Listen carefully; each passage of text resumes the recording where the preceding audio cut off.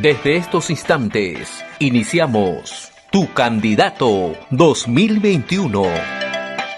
Espacio en el que conocerás las propuestas de los principales candidatos al Congreso y la Presidencia de la República.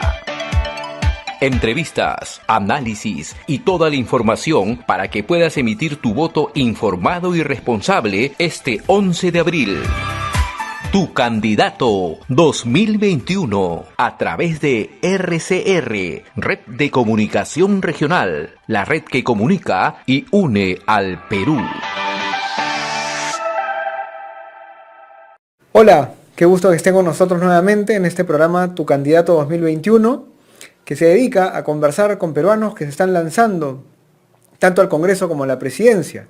En este programa vamos a conversar y entrevistar a distintos personajes. Ya estuvo con nosotros el señor Marco Arana, han llegado también 2 candidatos al Congreso y ahora nos toca conversar con personas que han estado cerca de los planes de gobierno de 2 candidatos presidenciales. Pero antes de empezar estas entrevistas, quiero darle la palabra a Jörg Dennert, líder de la Fundación Friedrich Naumann aquí en el Perú, quien nos va a dar unas palabras de bienvenida. Él es uno de los colaboradores también de este proyecto, de este programa. ¿Cómo estás, Jörg? Muy bien. Gracias, José Ignacio, y muy buenas tardes a todos ustedes. Bienvenidos a este programa. Es una oferta que hacemos especialmente para los peruanos porque pensamos que es muy importante que los peruanos saben por qué partido votan y qué es el programa de estas personas o partidos. Por eso no tenemos una preferencia a ningún partido, a ningún candidato, y vamos a presentar todos los partidos y todos los candidatos si es posible. Gracias. De acuerdo, Jörg. La semana anterior recuerdo que conversábamos acerca de la llegada de las vacunas y tú decías con algo de optimismo, bueno, es un avance, vamos mejorando. Esta semana que ha pasado llegó el escándalo de las vacunas. Con toda la repartija. ¿Tú cómo has visto esta situación? Es realmente un escándalo que no hemos pensado y honestamente podemos decir que cada de estos 487 personas son responsables, cada de ellos es responsable por un muerto médico e enfermera. Porque estas personas también pueden ser vacunados y ahora ellos toman sus vacunas. Ese es un escándalo grande y también es un escándalo de tantos funcionarios usan su posición para recibir eso. Es realmente un escándalo grande. Y espero que vamos a saber todo, que vamos a investigar, los investigadores van a investigar correcto y profundo. De acuerdo, es una pena que no podamos confiar en aquellas personas, como tú dices, que tienen un poder como funcionarios públicos o también como empresarios que se juntan con el Estado, ¿no? Es penoso que cada vez que un empresario y un funcionario del Estado hacen algo juntos, nos genera desconfianza, aparece un escándalo, termina ocurriendo algo, le estamos delegando poder a personas en las que no confiamos. Eso es muy, muy grave, sí, como sociedad, ¿no? Sí, ese es un problema para la democracia, por eso una idea sería que cada candidato por el Congreso o Presidencia hace una declaración jurada que no recibió la vacuna hasta ahora. Para la gente sabe a quién votan. Sí, de acuerdo. Además todavía faltan nombres, ¿no? Se dice por ahí que sí, hay más nombres. No, estoy hablando de los candidatos que están por el abril. Cada de ellos debería declarar no recibido. Sí, de acuerdo, sí. Eso es una situación complicada y efectivamente, como te decía, hay rumores, digamos, de que alguno de los candidatos podría haber recibido la vacuna y caramba, eso sería todavía peor, ¿no? Pero bueno, hay que reforzar la confianza. Creo que los peruanos... A ver, una sociedad no puede sobrevivir si no confía en aquellos a quienes les delegue el poder, que son sus autoridades. Absolutamente correcto. Porque el contrato social se rompe, ¿no? Espero también que en esta comisión van a involucrar instituciones independientes, o think tanks independientes, o personas que también tienen confianza, los ciudadanos, de que representan ciudadanos, para ser absolutamente claro, para pretender claro que no hay otra trucha o otra manipulación. De acuerdo, bueno, muchas gracias George por estar con nosotros como siempre y por haber colaborado para que sea realidad este proyecto. Vamos a una pausa rápidamente y regresamos ya con nuestros invitados aquí en Tu Candidato 2021. Ya retornamos con Tu Candidato 2021.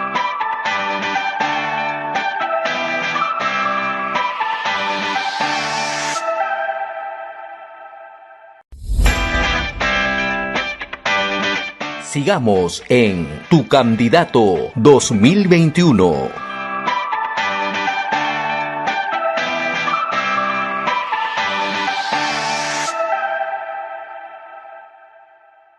Hola, ¿cómo están? Nuevamente, bienvenidos a Tu Candidato 2021. Gracias por estar con nosotros.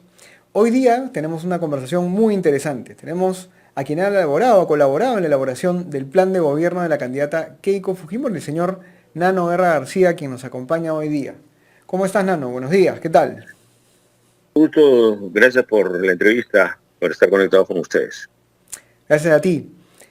Antes que nada, hablemos de lo que está pasando, no nos desenganchemos, digamos, de la coyuntura. Ha ocurrido una crisis sumamente grave con el tema de las vacunas. ¿Qué piensas de esto que ha pasado esta semana, de lo que se ha revelado? Bueno, para mí, digamos que lamentablemente es algo que no me sorprende.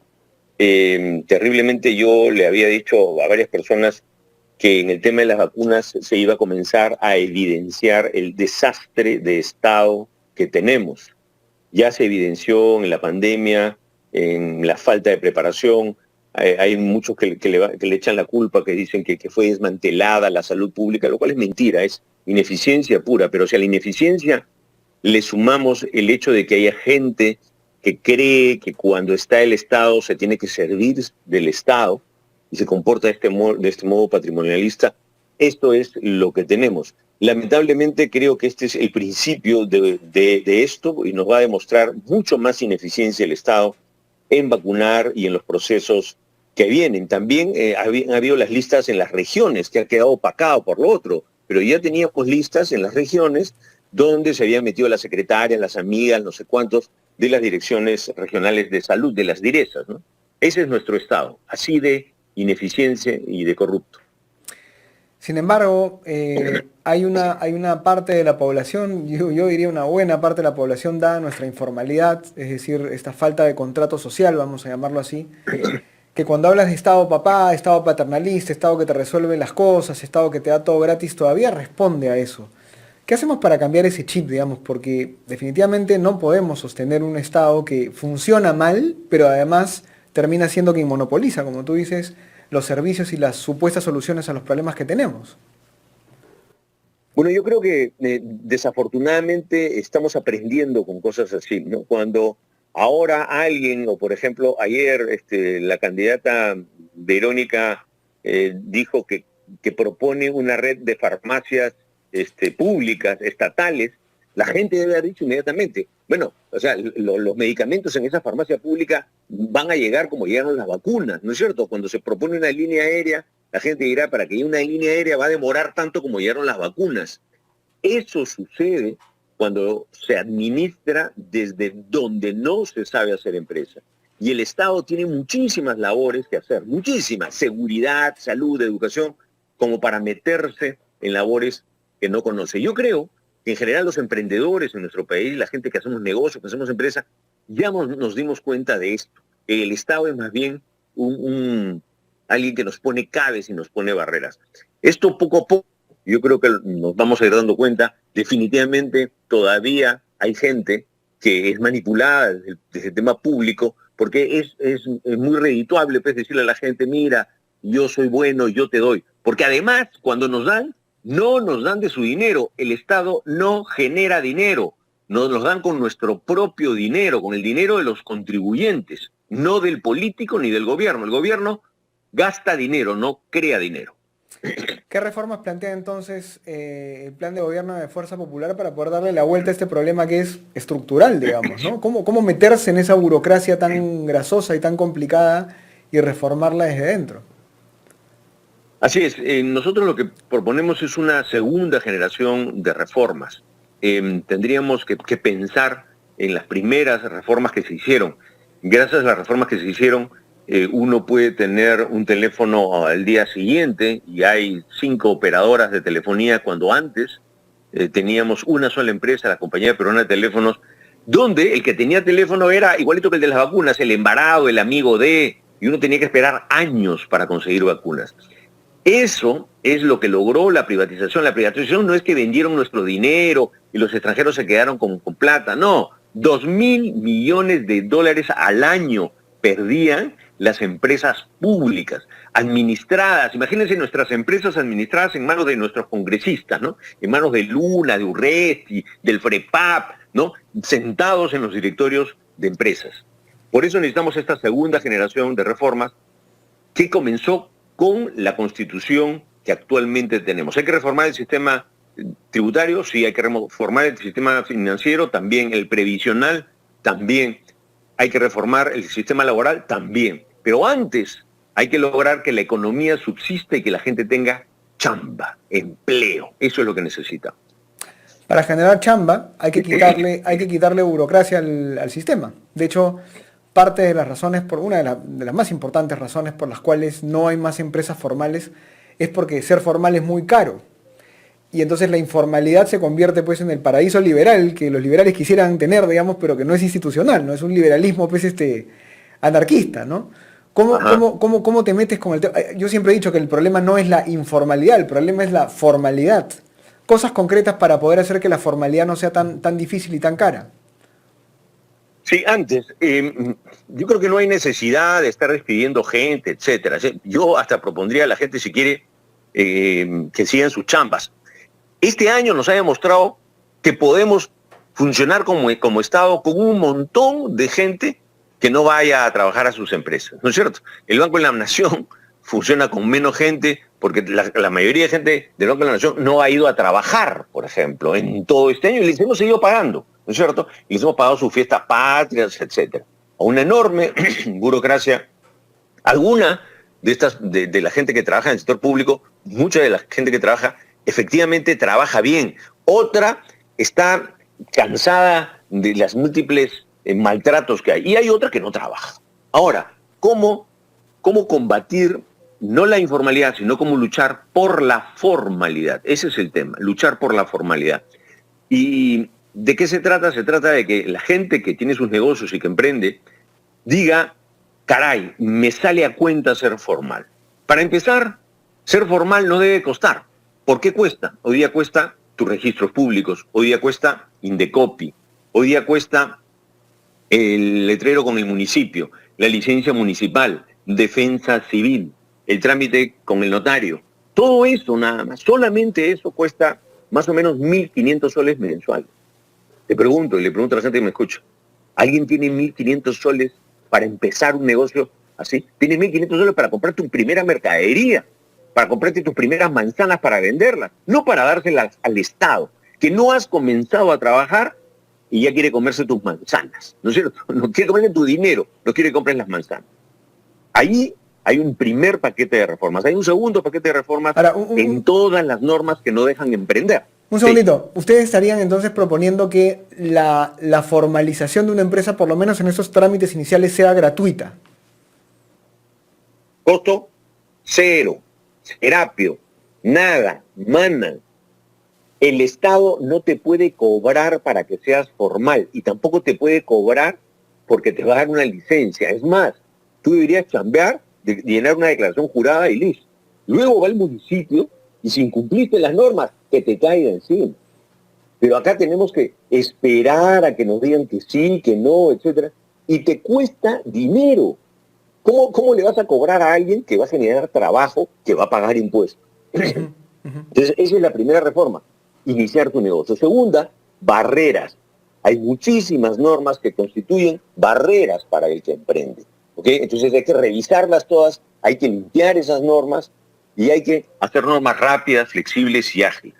Luego, hay que hacer temas tributarios. Hay que eliminar el RUS. La gente que está en el RUS no tiene crédito fiscal, no puede venderle al grandazo, no se va a meter nunca en el sistema comercial.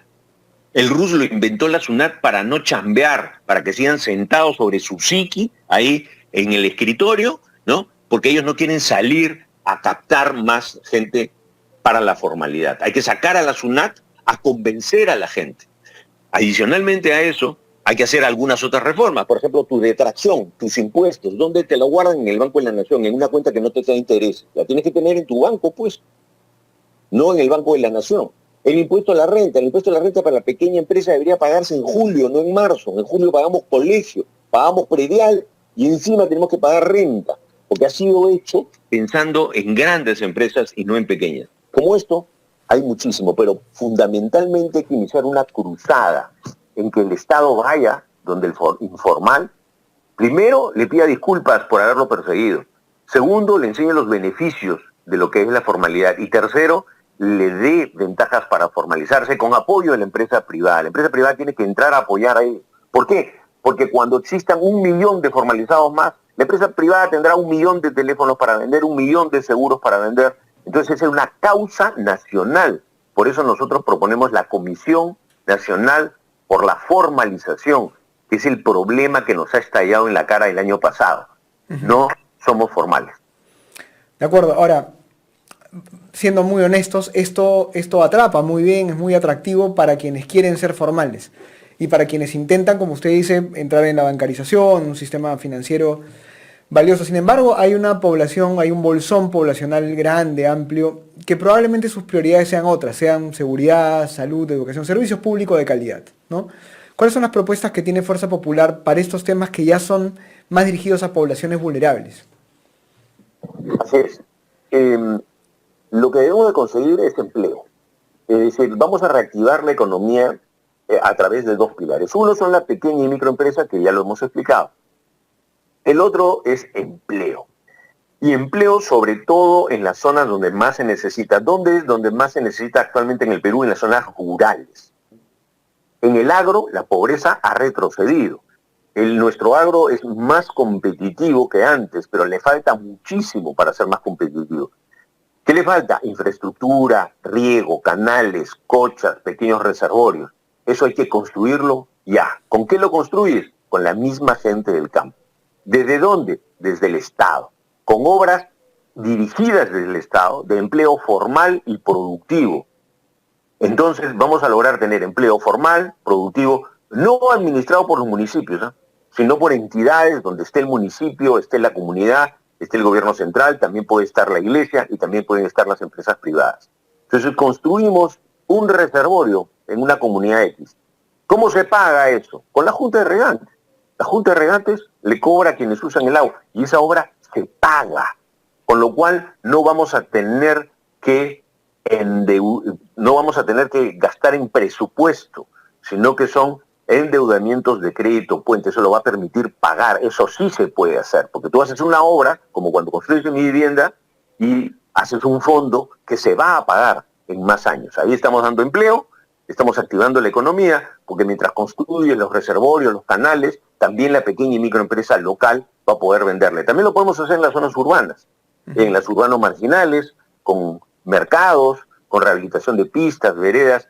Eso va a dar chamba. El problema actual es empleo, empleo y empleo. Eso es lo que la gente necesita. El fujimorismo lo puede hacer. Ya lo hizo antes y lo podemos hacer rápidamente en lugar de estar que ponemos la otra constitución, que le damos bonos a la gente. Los bonos no son productivos, los bonos te los vas a gastar. ¿Quién va a ganar con los bonos? Las grandes empresas. Porque yo termino comprando harina a la gran empresa, a la otra gran empresa. Eso no es productivo. Por eso nosotros hablamos de empleo formal y productivo, mientras otros te ofrecen dádivas, bonos que no son productivos y van a hacer que tú dependas del Estado todo el tiempo, que le tengas que pedir a ese político. Mencionaste el tema del agua. El agua es un problema eterno, crónico, y las EPS, ¿no? Estas empresas prestadoras de servicios y saneamiento son un meridiano desastre. Quebradas, mal gestionadas incluso para los mismos trabajadores. Un gerente de una EPS en una región puede ganar 4.000 soles y es la persona encargada de darle agua a toda una región, ¿no? Entonces, ¿cómo solucionamos esto? ¿Volvemos a apostar por lo mismo o ustedes estarían de acuerdo con que hay una participación en algunos aspectos del sector privado en la gestión del agua? no hemos entrado a ese detalle. Nos parece que, al igual que otras reformas, son algo que podemos discutir y se puede hablar. Sin embargo, hoy hay algo más inmediato, que repito, es esta generación de empleo, esta especie de shock de empleo. Porque mientras no lo tengamos, no va a haber ingreso, y si no hay ingreso, no hay consumo, y entonces vamos a estar en crisis. Hay que sacar al paciente de cuidados intensivos. Luego de sacarlo de cuidados intensivos, bueno, podemos ver las próximas dietas, qué se necesita, qué se puede hacer. Yo particularmente creo que la gestión del agua, por ejemplo, al ser una gestión monopólica, hay que pensarla bien, ¿no? Porque tampoco se trata, como se ha hecho otras veces, de darle también a los privados solamente monopolios y monopolios naturales, ¿no? No, de acuerdo. Además, el privado no va a entrar a gestionar agua en zonas rurales. Hay modelos en donde no va a funcionar. No va a querer, claro. No va a querer. Es una cuestión, por ejemplo, en plantas de tratamiento de aguas residuales, donde ya en esos espacios ya no cabe la ideología, digamos, ¿no? Porque está tratando el agua cochina, ¿no? Ya, digamos, pero, sí. No, fíjate, el espacio de mercado más justo y más remoto en nuestro país son las juntas de regantes, son las asociaciones de regantes. Te saco tu agua, te la metas y paga, papito. Si no pagas, no hay agua. Listo. Ese es un mecanismo súper eficiente sobre el que podemos montar construcciones y asegurar el pago, de canales, de reservorios y de riego tecnificado. Porque acá el gran tema es que el agua se pierde. Y todo esto se lo puede pagar cada agricultor en un plazo. Esa sí es de verdad la verdadera reforma agraria, ¿no? Y no llenarse la boca a hablar cualquier cosa que vamos a sacar la reforma agraria de no sé quién. En el tema de educación, es un tema sensible porque el año pasado también vimos cómo el modelo educativo estatal tuvo muchísimos problemas para adaptarse a la realidad de la pandemia, digamos, y efectivamente ha habido mucho sacrificio de profesores, mucho esfuerzo de muchos funcionarios del Ministerio de Educación. Yo conozco gente que ha trabajado en UGELES y ha visto cómo muchos colegios privados han quebrado y han visto la dificultad de los colegios estatales para recibir a los chicos de los colegios privados. Hay muchos que no van a tener colegio este año, ¿no? Y eso nadie lo dice. ¿Cómo reformar el sistema educativo desde abajo, ¿no? Porque además tienes el tema productivo también, que seguramente es lo que más te interesa a ti, pero vamos un poco más abajo, los niños, las niñas. ¿Qué hacemos con ese sistema educativo peruano que no tiene conectividad, no tiene internet, no tiene servicios? Es muy precario. Bueno, ahí hay varios temas, ¿no? En primer lugar, podemos hacer la reflexión de que a pesar de que muchos colegios privados han cerrado, hay otros que se mantienen, y felizmente ha habido colegios privados, porque si no tendríamos toda la demanda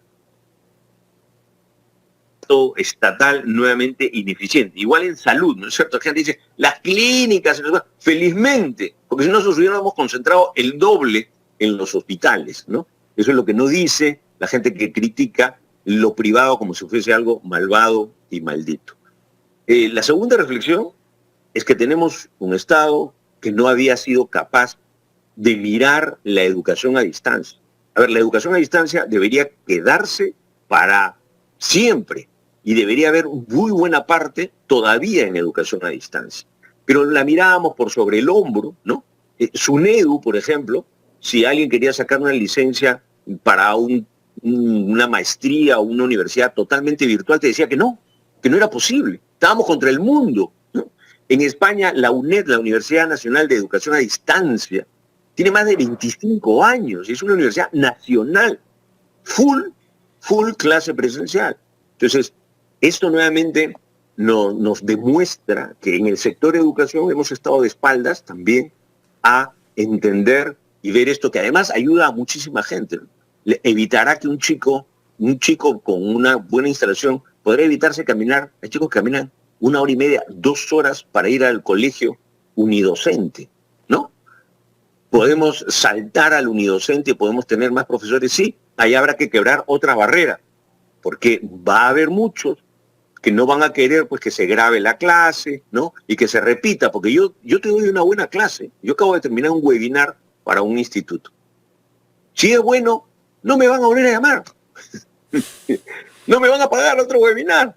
Lo van a pasar y lo van a pasar y lo van a pasar. Pero perfecto, pues, porque así es el conocimiento. Enano Guerra García, que es uno de los responsables del plan de gobierno de Keiko Fujimori, nos ha venido explicando un poco cuáles son las propuestas que tienen para diversos sectores. Ahora estábamos hablando de educación, un sector en el cual definitivamente se necesita todavía mucho que avanzar en temas de infraestructura, de conectividad y también en evaluación de los profesores, que por ahí estábamos yendo un poco en este momento, ¿no? Porque se han mejorado las condiciones salariales de muchos profesores, todavía la base evidentemente no es la mejor, ni mucho menos, pero también falta un componente de evaluación.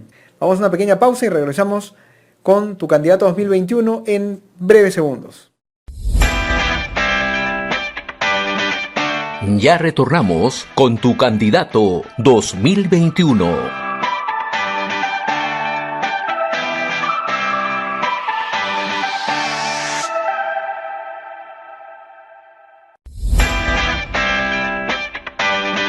Sigamos en Tu Candidato 2021.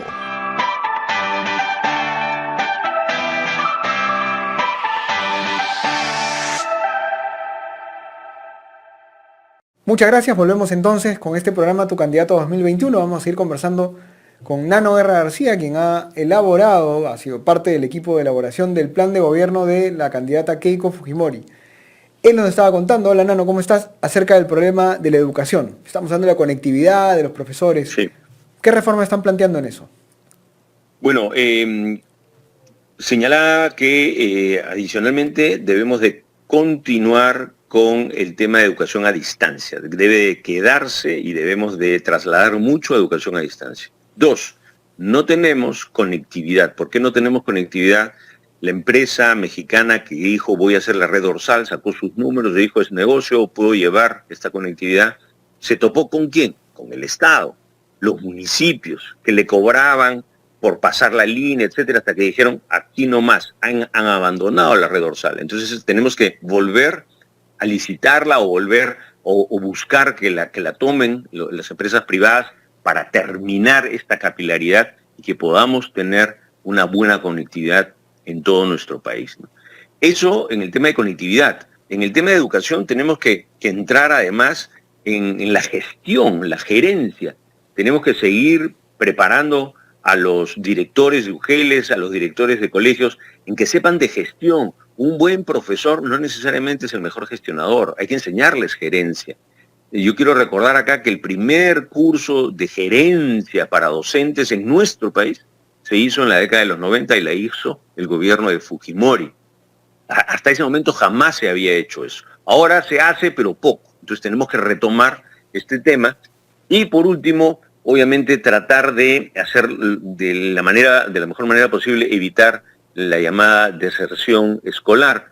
Y eso se va a lograr cuando tengamos una mejor economía. Esta deserción escolar, de hecho, va a aumentar, como has señalado tú. De acuerdo, vamos cerrando con algunas preguntas más políticas. Definitivamente el panorama está todavía, digamos, en proceso, porque tenemos 7, 8 candidatos que yo los he llamado esta vez como candidatos medianos, ¿no? No tenemos a alguien que descolle, alguien fuerte que salga adelante rápidamente, que deslumbre. Tenemos más bien una intención de voto que parece un quíntuple empate, ¿no?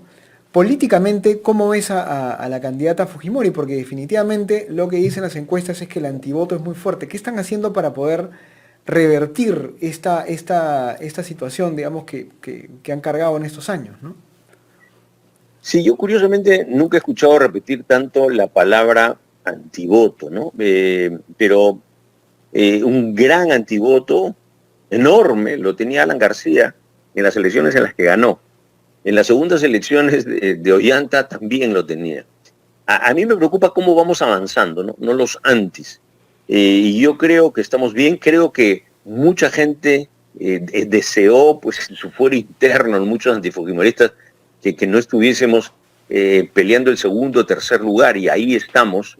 Y yo creo además, con mucha gente que no se anima aún a decir que está con el fujimorismo, porque el fujimorismo ha sido estigmatizado, ¿no es cierto? Ha habido una especie de discriminación, y yo estoy completamente convencido de que hay, yo diría, un fujimorismo metido en el closet todavía, que va a ir saliendo poco a poco, y creo que ahí van a venir las sorpresas. Tengo esa esperanza.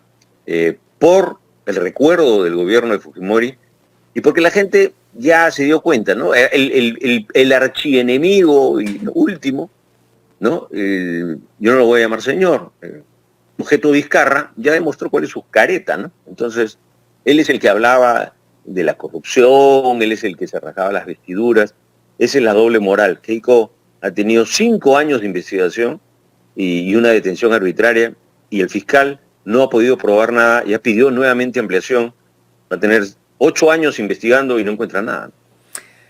Rafael López Aliaga y Hernando de Soto están en este espacio en el cual consideramos, digamos, la centroderecha, más allá de las etiquetas, y ellos dos, digamos, están en un, creo que, espectro parecido ideológicamente al de Keiko.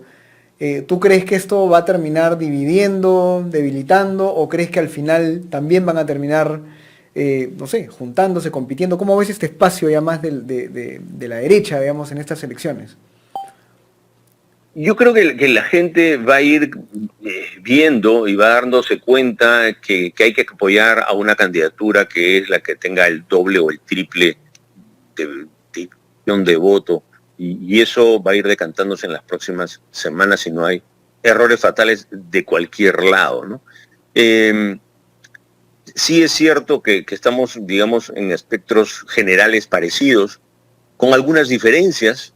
Hernando de Soto no sabemos hasta ahora realmente qué propone su plan de gobierno, no sé si lo has podido ver, son 4 páginas que son una vergüenza para lo que Hernando de Soto representa, aunque creo que hay gente de mucha valía allí, también hay gente que estuvo con el fujimorismo, como Marco Miyashiro, por ejemplo. López Aliaga tiene un plan más pragmático, y también en algunas cosas es bastante más conservador que el fujimorismo. El fujimorismo no es tan conservador como mucha gente pretende pintarlo, ¿no? Es más popular, es una, si quiere llamarle, derecha popular, ¿no? Y la última, ya pasando al otro lado del espectro, digamos, estamos viendo un Lescano que sube. Y esto acá pues hace más la pelea con su misma izquierda, que es la de Verónica Mendoza. ¿Cómo ves ese espacio? Porque, digamos, ya otra vez vamos a volver a una realidad de polarización. Quizás ya no personalista, porque antes las polarizaciones eran más el anti-algo, anti-alguien. Ahora estamos viendo un Lescano, una Mendoza por acá, Keiko de Soto Aliaga para este lado. Los que están en el centro se están diluyendo o se están quedando chiquititos, lo cual es interesante, ¿no? O sea, no sé si es bueno o es malo, pero el peruano sigue buscando esta especie como de cambio radical. Se quiere ir igual un poco a los extremos. ¿Cómo ves esta nueva configuración de la izquierda, el Lescano y Mendoza a este lado, que están los dos también sólidos ahí arriba? Yo creo que la izquierda, donde está Verónica Mendoza, tiene un componente ideológico claro. Hay mucha gente joven, curiosamente mucha gente de sectores altos en la izquierda, ¿no? Que es algo que debe ponernos muy nerviosos a los de Verónica, porque dicen, bueno, tenemos los votos donde no deberíamos quererlos tener. En el caso de Lescano, yo creo que es esa especie de necesidad de encontrar un alguien, ¿no? En el medio, como fue de alguna manera Barnechea, que comenzó a subir, y Barnechea es lo opuesto a Lescano, ¿no? Pero es el mismo partido, la misma Lampa, que es una buena organización. A mí lo que me preocupa de Lescano es que es el populismo a rabiar, ¿no? Y el populismo y el izquierdismo son 2 enfermedades mortales para cualquier país y cualquier nación. Si alguien me dice en dónde un país con populismo, donde dices, ¿no? Ahora va a cambiar la Constitución, cuando nunca antes había hablado de cambiar la Constitución, hay que devolverle dinero a la gente para que viva con sus ahorros en la crisis y no con el dinero que le debió dar el Estado, vamos a sacar línea nacional de bandera, vamos a poner topes. El papel aguanta todo, igual que la izquierda. No tengo ejemplos donde el populismo o la izquierda hayan sacado adelante a los países, menos en épocas de crisis. Yo creo que la gente va a reflexionar en medio de esta crisis y va a pensar responsablemente y va a decir, ¿dónde tenemos que ponerlo en alguien que nos asegure volver a un esquema económico en el que crecíamos? De acuerdo, bueno, muchísimas gracias, Nano Guerra García, por haber estado con nosotros aquí en la red de comunicación regional y por haber estado en esta conversación tan interesante. Vamos a ver cómo se van dando las cosas, pero yo creo que en conclusión lo que necesitamos es volver a confiar en nuestras autoridades y sea quien sea la cara que representa esta vez a cada partido, con un poco de historia, con menos historia, lo que no debe volver a ocurrir es que tengamos autoridades que nos frustren, que nos estafen, ¿no? Que nos engañen, porque eso es lo que ha llevado a una situación de indignación y descontento, y por lo tanto es lo que nos lleva, digamos, a romper este contrato social que en el Perú es tan débil, ¿no? Hay mucha informalidad y hay mucha indiferencia, porque claro, ¿quién podría confiar en los políticos, en nuestros líderes? Y eso es algo que esperamos estos candidatos esta vez lo hagan bien, digamos, y no nos engañen y no nos vuelvan a decepcionar, ¿no? Pero gracias por estar con nosotros. Palabras de despedida, si quieres, antes de terminar. Bueno, muchísimas gracias a ustedes, a la gente que nos está escuchando. Efectivamente, pensemos bien nuestros votos, seamos responsables, usamos el cerebro, y aquellos que tengan sus negocios, cuiden a sus negocios, cuiden su emprendimiento y cuídense ustedes mucho. Muchísimas gracias. Muchas gracias entonces, y gracias también a todos los que nos han acompañado el día de hoy. Piensen bien, miren las propuestas, no se dejen llevar por promesas bonitas, tampoco por caras bonitas, tampoco por cancioncitas y por TikToks y por Instagram. Piensen en lo que el país necesita en este momento y elijan a su candidato de acuerdo a lo que el país necesita de verdad. Y con nosotros será hasta la próxima semana. Muchas gracias por estar con nosotros en este programa Tu Candidato 2021. Hemos presentado Tu Candidato 2021. Bajo la conducción de José Ignacio Beteta y Gustavo Nakamura. Nos volveremos a encontrar la próxima semana, a la misma hora y por esta misma frecuencia. Tu Candidato 2021.